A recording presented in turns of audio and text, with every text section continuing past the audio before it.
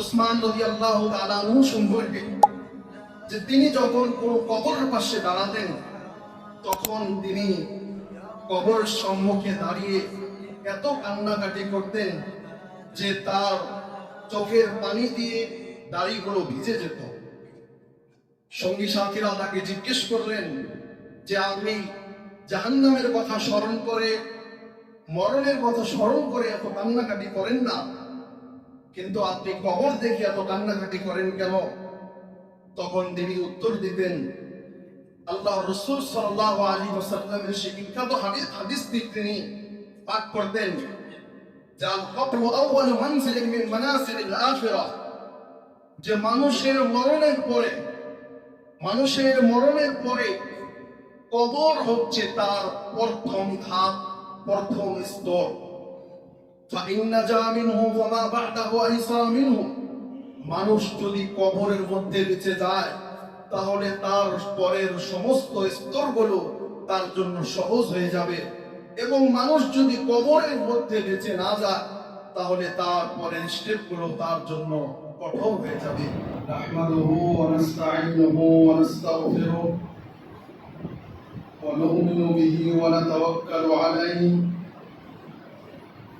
ওয়া নাউযু বিল্লাহি মিন শুরুরি আনফুসিনা ওয়া মিন সাইয়্যাতি আ'মালিনা। من يهده الله فلا مضل له ومن يضلل فلا هادي له، واشهد ان لا اله الا الله وحده لا شريك له، واشهد ان محمدا عبده ورسوله. اما بعد فان خير الحديث كتاب الله، وخير الهدي هدي محمد صلى الله عليه وسلم، وشر الأمور محدثاتها، وكل محدثة بدعة، وكل بدعة ضلالة، وكل ضلالة في النار. أعوذ بالله السميع العليم من الشيطان الرجيم، من همزه ونفخه ونفثه. بسم الله الرحمن الرحيم. وما خلقت الجن والإنس إلا ليعبدون. সম্মানিত উপস্থিতি,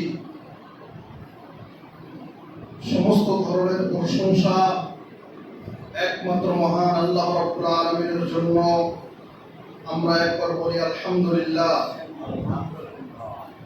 তারপর দরুদ ও সালাম বর্ষিত হোক আমাদের প্রিয় নবীর উপর সাল্লাল্লাহু আলাইহি ওয়াসাল্লাম। আজকের জুমার খুতবায় বক্তব্যের বিষয় হলো কবর ও মরণ। আল্লাহ রাব্বুল আলামিন আল্লাহ রাসূল সাল্লাল্লাহু আলাইহি ওয়াসাল্লামকে যখন মৃত্যু দান করলেন, তো এখান থেকে আমাদের সম্মুখে কয়েকটি বস্তু স্পষ্টভাবে প্রমাণিত হয়ে যায়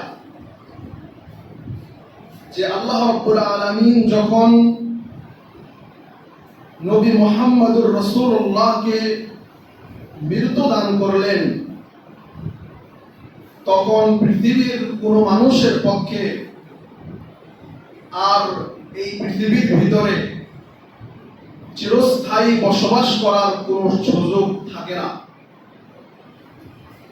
প্রত্যেকটি প্রাণীকে মৃত্যুর স্বাদ গ্রহণ করতে হবে, যা আল্লাহ রাব্বুল আলামিন কোরআনের ভিতরে বিভিন্ন স্থানে বারবার মানুষকে স্মরণ করানোর জন্য বলেছেন, কুল্লু নাফসিন যায়িকাতুল মাউত, যে প্রত্যেকটি নাফসকে, প্রত্যেকটি আত্মাকে মৃত্যুর স্বাদ গ্রহণ করতে হবে। প্রত্যেকটি নাফস পৃথিবীতে সৃষ্টি হয়েছে অর্থ যে সে অবশ্যই একদিন মৃত্যুবরণ করবে। আল্লাহ রাসূল সাল্লাল্লাহু আলাইহি ওয়াসাল্লামকে আল্লাহ রাব্বুল আলামিন সম্বোধন করে বললেন যে, হে নবী, আপনার পূর্বে যারা নবী রাসূলগণকে আমি পাঠিয়েছিলাম, তাদেরকে কোন নবী রাসূলকেও আমি তাদেরকে চিরস্থায়ী জীবন দান করিনি, সুতরাং আপনাকেও আমি চিরস্থায়ী জীবন দান করব না। এভাবে আল্লাহ রাসূল সাল্লাল্লাহু আলাইহি ওয়াসাল্লাম তিনি দুনিয়া থেকে বিদায় নিলেন।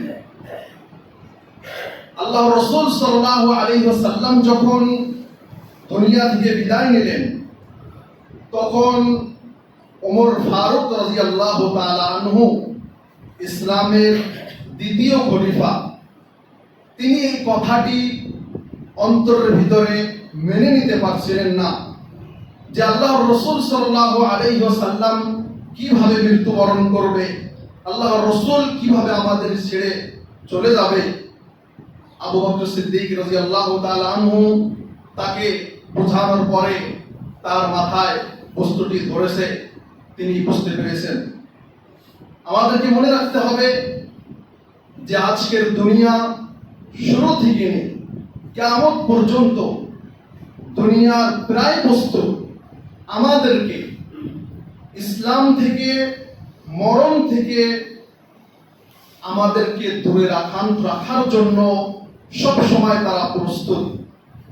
কিন্তু আমাদেরকে মনে রাখতে হবে যে আমাদেরকে কোন মুহূর্তের জন্য যেন আমাদেরকে আখিরাত বিমুখতা যেন না করতে পারে। কারণ আল্লাহ রাব্বুল আলামিন যখন আমাদের সম্পর্কে স্পষ্টভাবে বলে দিয়েছেন যে প্রত্যেকটি নফসকে মৃত্যুর স্বাদ গ্রহণ করতে হবে, তখন আমাদের জন্য জরুরি যে মৃত্যুর পরে আমাদের সঙ্গে কি আচরণ করা হবে সেই বিষয়ে আমরা প্রস্তুতি করব, সেই বিষয়ে আমরা প্রিপারেশন করব। এজন্য আমরা অনেকদিন বলেছি ওসমান রাদিয়াল্লাহু তাআলা আনহু সম্পর্কে যে তিনি যখন কোন কবরের পাশে দাঁড়াতেন, তখন তিনি কবরের সম্মুখে দাঁড়িয়ে এত কান্নাকাটি করতেন যে তার চোখের পানি দিয়ে দাড়িগুলো ভিজে যেত। সঙ্গী সাথীরা তাকে জিজ্ঞেস করলেন যে, আপনি জাহান্নামের কথা স্মরণ করে, মরণের কথা স্মরণ করে এত কান্নাকাটি করেন না, কিন্তু আপনি কবর দেখে এত কান্নাকাটি করেন কেন? তখন তিনি উত্তর দিতেন, আল্লাহ রাসূল সাল্লাল্লাহু আলাইহি ওয়াসাল্লামের সেই বিখ্যাত হাদিসটি তিনি পাঠ করতেন, জাল কবরু আউয়ালু মানজিলিন মিন মানাজিলিল আখিরাহ, যে মানুষের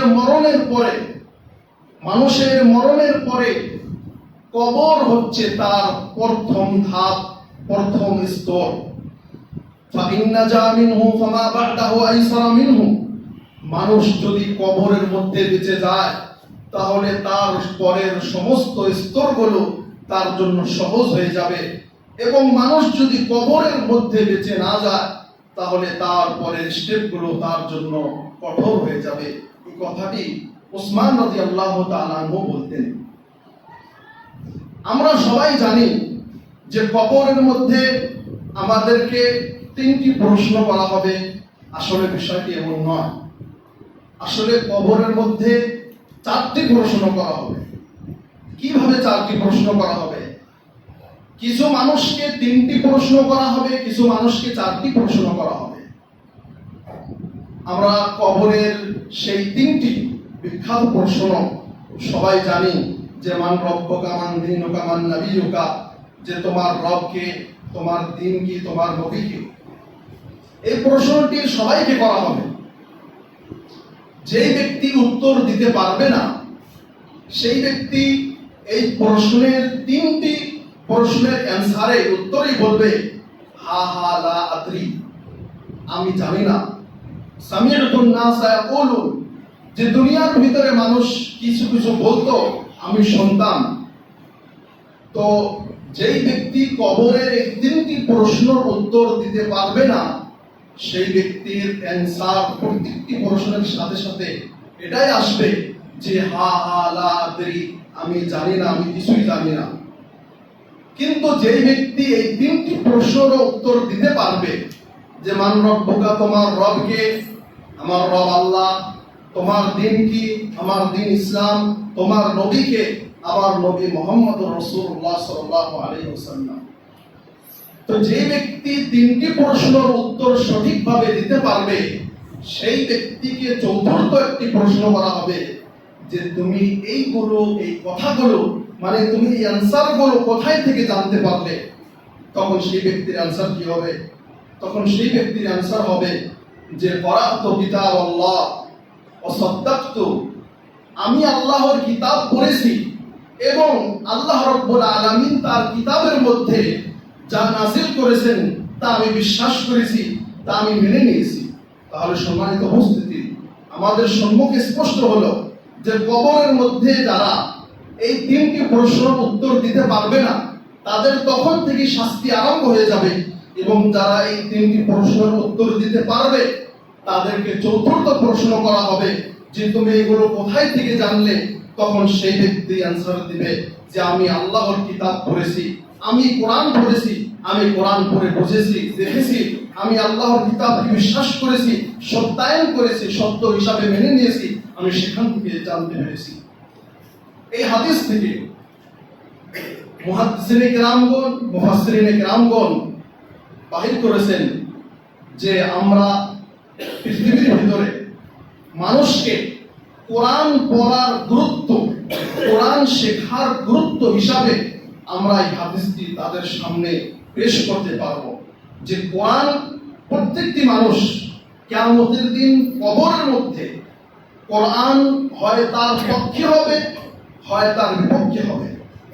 দুইটি স্টেপ থাকবে, হয় তার পক্ষে হবে, হয় তার বিপক্ষে হবে, এই দুইটির বাইরে যাবে না। এজন্য প্রত্যেকটি মানুষকে কোরআন পড়া শেখা জরুরি, এবং কোরআনের বেসিক বস্তুগুলো কমসে কম প্রত্যেকটি মানুষকে শিখতে হবে। এই বিষয়ে যুগের শ্রেষ্ঠ, এই শতাব্দীর বিজ্ঞ আলেম আল্লামা আব্দুল্লাহ ইবনে বাজ রাহিমাহুল্লাহ, তিনি একটি ছোট্ট বই লিখেছেন, যে বইটির নাম হচ্ছে দুরুসুল মুহিম্মা লিআম্মাতিল উম্মাহ। এই কিতাবটির নামই তিনি রেখেছেন দুরুসুল মুহিম্মা, যে গুরুত্বপূর্ণ অধ্যায়সমূহ বা দার্সসমূহ, লেসনসমূহ লিআম্মাতিল উম্মাহ, আম জনসাধারণের জন্য। আম জনসাধারণের জন্য তিনি এই বইটি লিখেছেন।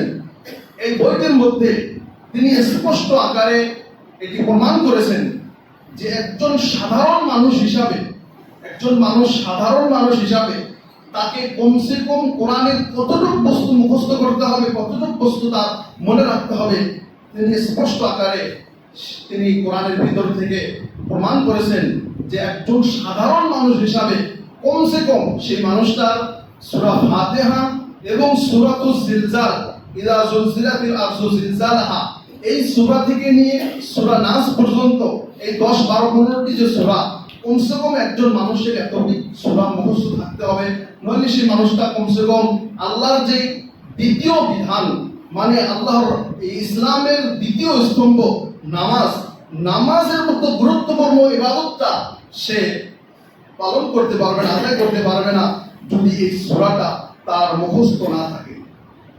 এই জন্য আমাদেরকে মনে রাখতে হবে আল্লাহর কিতাব বেশি বেশি পড়তে হবে।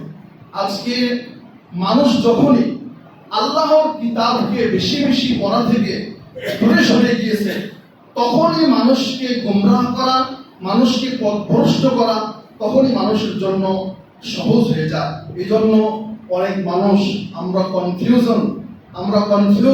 যে অমুক আলেম এই বলতেছে, অমুক আলেম এই বলতেছে, আমি কোনটা বুঝবো, আমি কোনটা মানবো? আপনার জন্য, আমার জন্য জরুরি আপনি আল্লাহর কিতাবকে বেশি বেশি পড়বেন। আল্লাহর কিতাবকে, কোরআনকে যখনই আপনি বেশি বেশি পড়বেন, তখনই আপনার সম্মুখে আল্লাহ রাব্বুল আলামিন কোনটা হক সেটা স্পষ্ট আল্লাহ রাব্বুল আলামিন অবশ্যই আপনার সম্মুখে করে দিবে।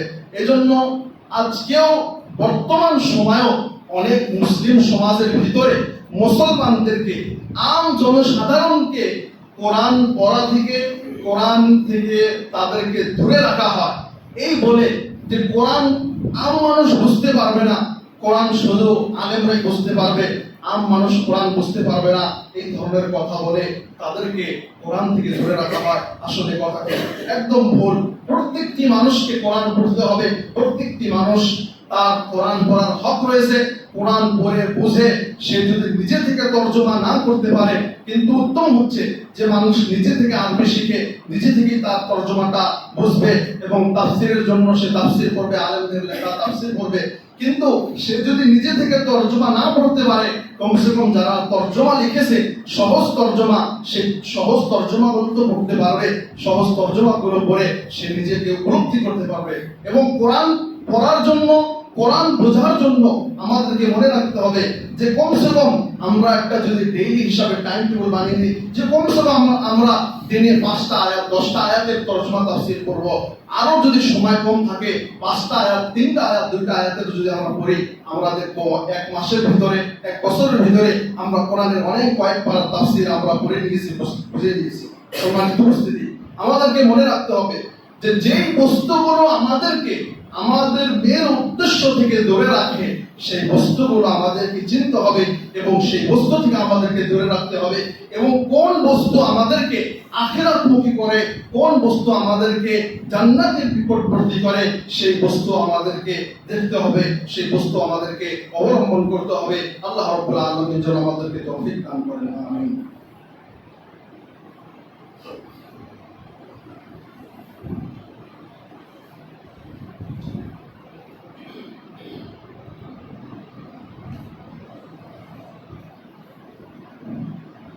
আলহামদুলিল্লাহ ওয়াহদা ওয়াসসালাতু ওয়াসসালামু আলা মান লা নাবিয়্যা বা'দা, আম্মা বা'দ। সম্মানিত উপস্থিতি, আমরা বলছিলাম আল্লাহ রাব্বুল আলামিন সূরাতুজ জারিয়ার ভিতরে 56 নম্বর আয়াতে আল্লাহ রাব্বুল আলামিন বলেন, ওয়া মা খালাকাতুল জিন্না ওয়াল ইনসা ইল্লা লিয়াবুদুন, যে আমি মানুষ এবং জিনকে সৃষ্টি করেছি একমাত্র আমার ইবাদতের জন্য।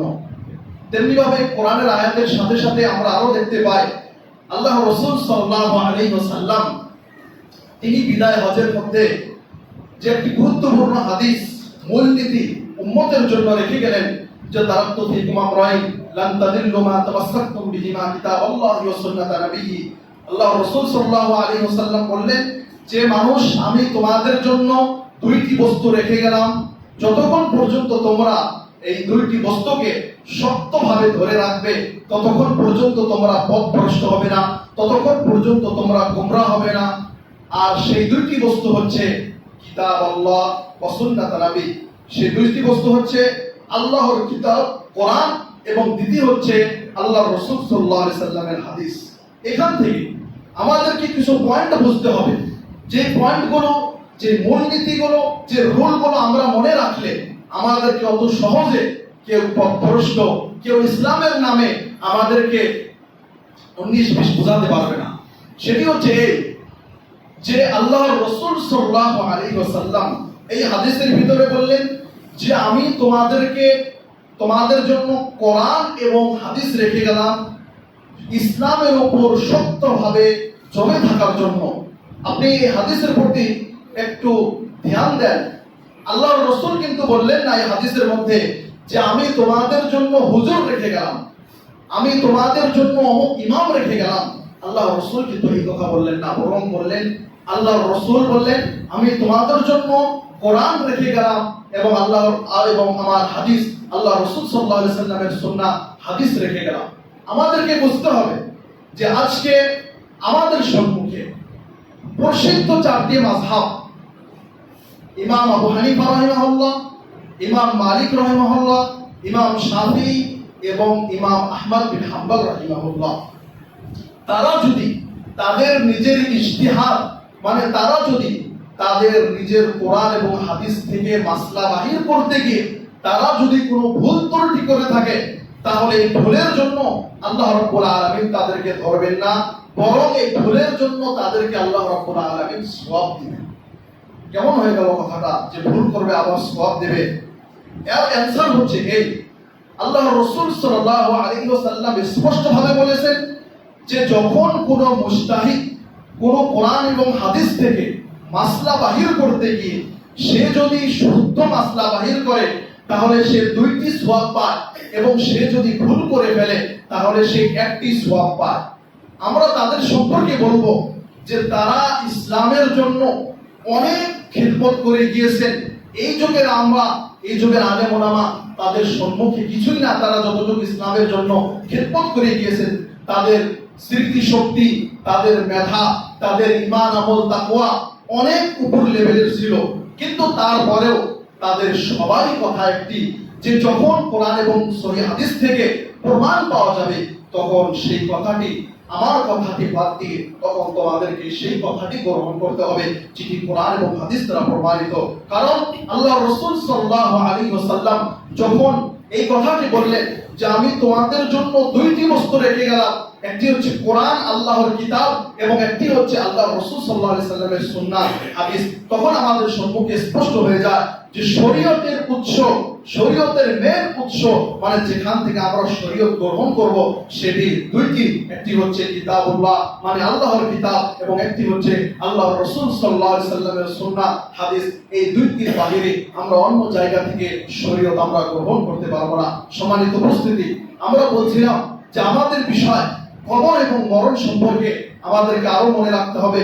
যেমন ভাবে আমরা বললাম যে কবরের মধ্যে প্রাথমিকভাবে 3টি প্রশ্ন করা হবে, 3টি প্রশ্নের অ্যান্সার যদি আমরা না দিতে পারি তখন থেকে শাস্তি শুরু, এবং আমরা যদি 3টি অ্যান্সার দিতে পারি তখন আমাদেরকে 4র্থ প্রশ্ন করা হবে যে তোমরা এগুলো কোথায় থেকে শিখলে, কোথায় থেকে পেলে। তখন আমাদের সম্মুখে 4র্থ প্রশ্ন যেটি থাকবে সেটি হবে যে তোমরা কোথায় থেকে শিখলে। তখন তার অ্যান্সার আমাদেরকে দিতে হবে যে আমরা এগুলো তোমার কিতাব থেকে শিখেছি, তোমার কোরআন থেকে শিখেছি। তাহলে সম্মানিত উপস্থিতি, আমরা কোরআন পড়লাম না, কোরআন বুঝলাম না, এই অ্যান্সার আমরা কিভাবে দিব, এটি আমাদেরকে ভাববার বিষয় রয়েছে।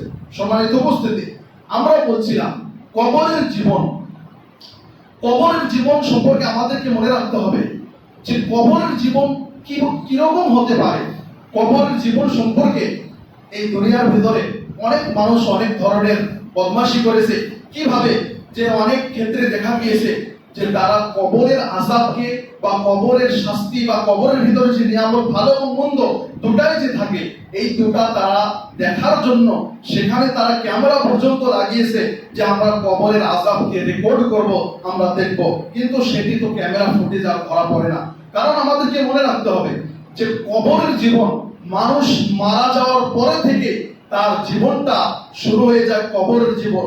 এবং সেই মানুষটা যদি পানিতে পড়ে মারা যায়, সেই মানুষটা যদি কারেন্টে শর্ট খেয়ে একদম তার অস্তিত্বহীন হয়ে যায়, অস্তিত্ব না থাকে, এমনও যদি হয়ে যায়, তারপরেও তার রূহ চলে গেল মানে তার কবরের জীবন শুরু হয়ে গেল। রূহ চলে যাওয়ার পরে, আত্মা চলে যাওয়ার পরে থেকে কবরের জীবন শুরু হয়ে যায়।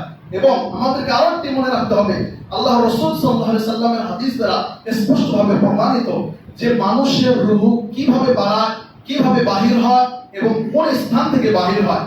আমাদেরকে মনে রাখতে হবে আদম আলাইহিস সালামের বডি স্ট্রাকচারকে আল্লাহ রাব্বুল আলামিন বানিয়ে অনেকদিন জান্নাতে এমনি রেখে দিয়েছিল। তারপরে অনেকদিন পরে তার বডির ভিতরে রূহ বা আত্মা প্রবেশ করানো হয়েছে। কোন স্থান দিয়ে প্রবেশ করানো হয়েছে আমাদেরকে মনে রাখতে হবে। আদম আলাইহিস সালামকে তার আত্মা তার উপর দিক থেকে, মাথার দিক থেকে তার শরীরের ভিতরে, তার বডির ভিতরে তার আত্মা প্রবেশ করানো হয়েছে। তেমনি ভাবে যখন মানুষ মৃত্যুবরণ করে তখন তার আত্মা, তখন তার রূহ এইভাবে নিচ থেকে উপর দিকে উঠতে উঠতে এভাবে চোখের রাস্তা দিয়ে তার আত্মা বাহির হয়ে যায়। এই জন্য আমরা দেখতে পাই যখন কোনো মানুষের মৃত্যুবরণ হয়, তার রূহটা চলে যায়, তখন সেই ব্যক্তির চোখ বড় বড় করে দেখতে থাকে। কি জন্য দেখতে থাকে? এই জন্য দেখতে থাকে মালাকুল মউত যে তার রূহ বা আত্মা নিয়ে যায়, সেই মালাকুল মউতের দিকে সে দেখতে থাকে, বড় বড় চোখ করে দেখতে থাকে। এই জন্য আমাদেরকে মনে রাখতে হবে যখনই কোনো মানুষের রূহ বাহির হয়ে যায় তখনই আশেপাশে যারা থাকবে তাদের জন্য জরুরি যে তারা তার চোখটা বন্ধ করে দেবে। কারণ তখন যদি তার চোখটা বন্ধ না করে দেয়, পরে তার শরীর যখন ঠান্ডা হয়ে যাবে তখন তার চক্ষু আর বন্ধ হবে না। এবং আল্লাহ রাসূল সাল্লাল্লাহু আলাইহি সাল্লাম এই কথাও বলেছেন মৃত ব্যক্তি সম্পর্কে যে লাকিনু মাউতাকুম লা ইলাহা ইল্লাল্লাহ, যে তোমরা তোমাদের মৃত্যুদেরকে লা ইলাহা ইল্লাল্লাহ তালকিন করো। হাদিসের শব্দ কি বলেছেন? আল্লাহ রাসূল সাল্লাল্লাহু আলাইহি সাল্লাম বলেছেন যে তোমাদের মৃত্যু ব্যক্তিদেরকে তোমরা তালকিন করো। আল্লাহ রাসূল কিন্তু বললেন না যে তোমাদের মৃত্যু ব্যক্তিদেরকে তোমরা আদেশ করো। মানে মানুষ যখন একদম মরণের কাছাকাছি হয়ে যায় তখন তার কানের পাশে লা ইলাহা ইল্লাল্লাহ বলতে হয়, তখন তার কানের পাশে লা ইলাহা ইল্লাল্লাহ বলতে হয়। কি কারণে? আল্লাহ রাসূল সাল্লাল্লাহু আলাইহি ওয়াসাল্লাম এটাও বলেছেন যে কোনো ফাঁকে যদি তার কানের মধ্যে লা ইলাহা ইল্লাল্লাহ সাউন্ড ঢোকার পরে কোনো ফাঁকে যদি সে বলে ফেলে লা ইলাহা ইল্লাল্লাহ, তাহলে তার সমস্ত গুনাহ আল্লাহ রাব্বুল আলামিন মাফ করে দিবেন এবং সেই ব্যক্তিকে আল্লাহ রাব্বুল আলামিন জান্নাতে দিবেন। সুবহানাল্লাহ। এইজন্য মানুষ যখন শেষ স্টেপে থাকে তখন আমাদেরকে মনে রাখতে হবে যে তার কানের পাশে আমরা কোরআন পড়া নয়, তার কানের পাশে আমরা লা ইলাহা ইল্লাল্লাহ বলবো। এটি সুন্নাত, কোরআন পড়া সুন্নাত নয়, সেটি বিদআত হবে। লা ইলাহা ইল্লাল্লাহ আমরা তার কানের পাশে পড়বো এবং কোনো ফাঁকে যদি বলে ফেলে লা ইলাহা ইল্লাল্লাহ, তখন আমাদের জন্য জরুরি যে সেই ব্যক্তির সঙ্গে আমরা আর অন্য কোনো কথা বলবো না, কারণ আমরা চেষ্টা করব যে সেই ব্যক্তির শেষ কথা যেন লা ইলাহা ইল্লাল্লাহ হয়। তেমনি ভাবে যখন মানুষের রূহ বা আত্মা কবজ করার মানে তার শরীর থেকে বাহির করার যখন স্টেপ চলে আসে তখন ফেরেশতা চলে আসে, যাকে আমরা বলি মালাকুল মউত। মালাকুল মউত আসার পরে ভালো এবং মন্দ দুই ধরনের আত্মা থাকে। এই দুই ধরনের আত্মা কিভাবে বাহির করা হয়? সেই মানুষটার রূহ, সেই মানুষটা যদি ভালো থাকে তাহলে তার জন্য হানুতুম মিন হুনুতিল জান্নাহ, জান্নাত থেকে তার জন্য সুগন্ধিময় কাপড় নিয়ে আসা হয়, সুন্দর কাপড় নিয়ে আসা হয়। সুন্দর কাপড় নিয়ে আসার পরে মালাকুল মউত সেই মানুষটার পাশে বসে সেই মানুষটাকে বলে, হে রূহ বা হে আত্মা, তুমি বাহির হয়ে চলে আসো। এবং সেই রূহ বা আত্মা তার শরীর থেকে খুব সহজে বাহির হয়ে চলে আসে। কিভাবে বাহির হয়ে চলে আসে এর উদাহরণ আল্লাহ রাসূল সাল্লাল্লাহু আলাইহি ওয়াসাল্লাম হাদিসের ভিতরে দিয়েছেন। আল্লাহ রাসূল সাল্লাল্লাহু আলাইহি ওয়াসাল্লাম বলেছেন, যেমন ভাবে একটি পাত্র থেকে বা একটা কলসি থেকে পানি যখন বাহির করা হয় কিভাবে সহজে সেই পানিতে বাহির হয়ে যায়, এমন ভাবে মানে সহজ ভাবে তার আত্মাটা তার শরীর থেকে বাহির হয়ে চলে আসে। বাহির হওয়ার পরে তার সেই আত্মাটা সেই জান্নাতের সুন্দর কাপড়ের মধ্যে পেঁচিয়ে মালাকুল মউত আসমানের দিকে উঠতে থাকে। আসমানের দিকে ওঠার সময় আসমানের দরজাগুলো বন্ধ থাকে, তখন প্রত্যেকটি দরজার মধ্যে আসমানের প্রত্যেকটি দরজার মধ্যে একটি করে আমরা যেটাকে বলি বডিগার্ড বা দারোয়ান হিসাবে ফেরেশতাগুলোকে আল্লাহ রাব্বুল আলামিন নিযুক্ত করে রেখে দিয়েছেন। তখন দরজা খটখটানোর পরে বলে যে কে? সে বলে আমি মালাকুল মউত। মালাকুল মউত বলে যে তুমি কার আত্মা নিয়ে এসেছো? সে বলে আমি অমুকের আত্মা নিয়ে এসেছি। মানে তার আত্মা মানে সেই মানুষটা যদি ভালো মানুষ হয় তাহলে দুনিয়ার ভিতরে যে তার নামগুলো ছিল তার নামের মধ্যে সবচেয়ে সুন্দর নামে তাকে ডাকার পরে বলে যে অমুকের আত্মা আমি নিয়ে এসেছি।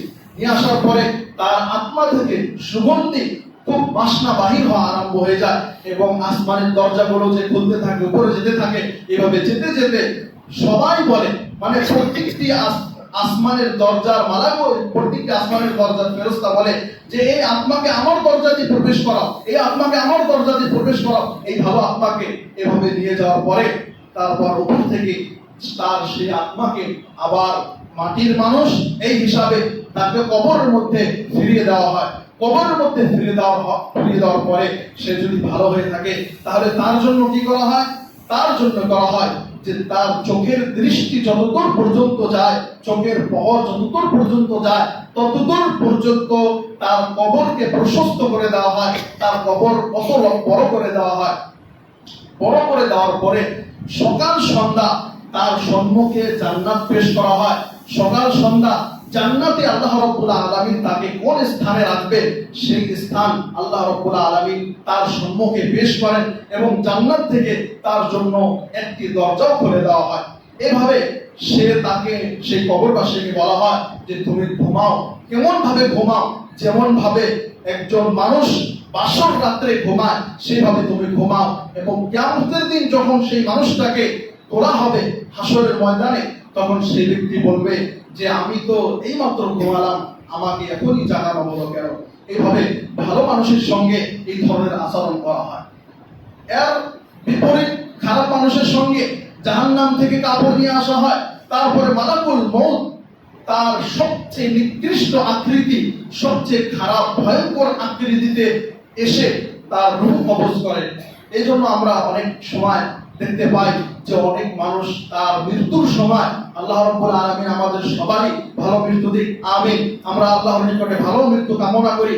যদি খারাপ আত্মা হয় তাহলে মালাকুল মউত তার খারাপ আকৃতিতে আসার পরে জাহান্নাম থেকে দুর্গন্ধময় কাপড় নিয়ে আসার পরে তার রূহ, তার আত্মা তার শরীরের ভিতরে ছটফট করতে থাকে, মানে তার মাথা থেকে পাও পর্যন্ত ঘোরাঘুরি করতে থাকে, সেটি বাহির হতে চায় না। কারণ সে বুঝতে পেরেছে যে আমার বাহির হওয়ার পরে আমার জন্য শাস্তি শুরু হয়ে যাবে, আযাব শুরু হয়ে যাবে। তেমনিভাবে তার শরীর থেকে রূহ যে বাহির করা হয়, খুব কষ্ট করে বাহির করা হয়। কেমন ভাবে কষ্ট করে বাহির করা হয়? যেমন ভাবে, এর উদাহরণ আল্লাহ রাসূল সাল্লাল্লাহু আলাইহি সাল্লাম থেকে আমরা পাই। যেমন ভাবে একটি গরম লোহা তা পশমের কাপড়ের ভিতর থেকে যদি আমরা টেনে বাহির করতে চাই, তাহলে সেটি অনেক শক্ত হয়ে যাবে, অত সহজে সেখান থেকে বাহির হবে না। এই ধরনের কথা আল্লাহ রাসূল সাল্লাল্লাহু আলাইহি ওয়াসাল্লাম বলেছেন যে তার আত্মাকে এইভাবে কষ্ট করে বাহির করা হয়। যখনই বাহির করা হয় তখনই আসমানের দরজার উপর আসমানের দিকে উঠতে থাকে, কোনো আসমানের দরজা তার জন্য খোলা হয় না। এভাবে তার আত্মাকে মাটির মধ্যে ফেলে দেওয়া হয়, নিচে রেখে দেওয়া হয়, এবং তার জন্য জাহান্নামের একটি দরজা খুলে দেওয়া হয়, এবং তার কবরকে এত ছোট করে দেওয়া হয় যে তার শরীরের হাড্ডি এদিকের হাড্ডি ওদিক হয়ে যায়, ওদিকের হাড্ডি এদিক হয়ে যায়, মানে তাকে এত শাস্তি দেওয়া হয়। এবং কবরের আযাব সম্পর্কে আল্লাহ রাসূল সাল্লাল্লাহু আলাইহি ওয়াসাল্লাম বলেছেন যে কবরের মধ্যে এমন ফেরেশতা আসে যেই ফেরেশতা না চোখ দিয়ে দেখে না কানে শোনে। এই ধরনের দুইটি গুণ কেন বলা হয়েছে? এই জন্য বলা হয়েছে যে উদাহরণস্বরূপ একটি পুলিশ যখন একটা মানুষকে মারে, তখন সেই পুলিশটা চোখ দিয়েও দেখে, কান দিয়েও শোনে। বেশি মারার পরে সেই পুলিশটার ভিতরে একটু দয়া চলে আসে যে মানুষকে মারতেছে, ছেড়ে দেয়। কিন্তু ওই ফেরেশতা সে চোখ দিয়েও দেখে না যে তার অবস্থা কি হচ্ছে, কান দিয়েও শোনে না যে সে কিভাবে করতেছে।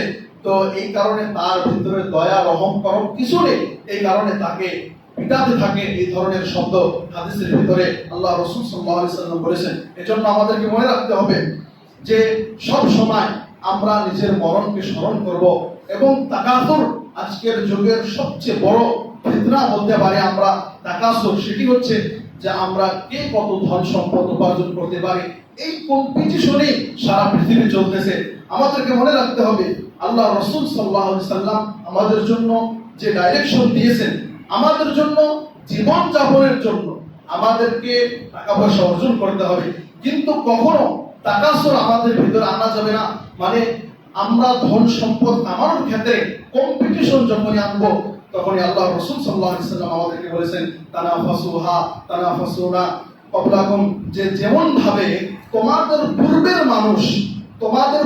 মানুষ যেভাবে ধন সম্পদের কম্পিটিশনে তারা ধ্বংস হয়ে গিয়েছে, এমন ভাবে তোমরাও ধ্বংস হয়ে যাবে যদি আর কম্পিটিশনে পড়ে যাও। এজন্য আমাদেরকে মনে রাখতে হবে যে আল্লাহ রাসূল সাল্লাল্লাহু আলাইহি ওয়াসাল্লাম তিনি আমাদের জন্য যেভাবে বলেছেন আমরা সেভাবে নিজের জীবনকে যাপন করার চেষ্টা করব।